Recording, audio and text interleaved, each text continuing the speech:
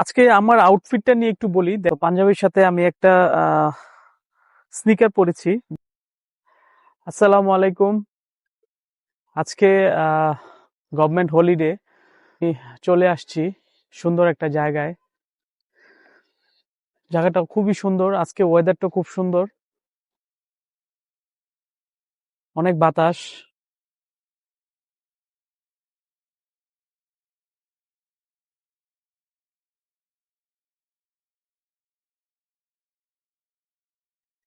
তো এই জায়গাটা আসলে অনেক সুন্দর একটা জায়গা।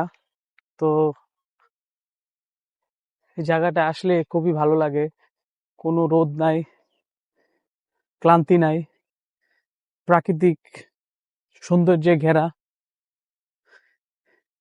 এই সিজনটা হচ্ছে এখন ধান কাটার সিজন। তো এই জায়গাগুলোতে অলরেডি ধান কাটা শেষ, মানুষের কর্মব্যস্ততা শেষ। ঠিক সন্ধ্যার আগে প্রকৃতিটা এত সুন্দর একটা রূপ নিচ্ছে, রাতের জন্য রেডি হচ্ছে।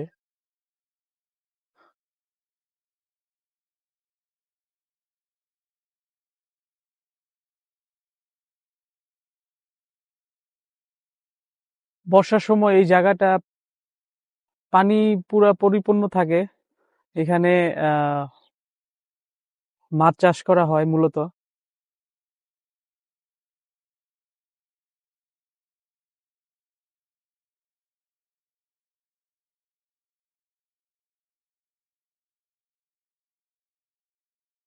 মূলত এই স্নিকারটা নিট আপারের একটা স্নিকার, খুবই কমফোর্টেবল। তো এই স্নিকারটা মূলত ফর্মাল ক্যাজুয়াল সবই সাথে পরা যায়।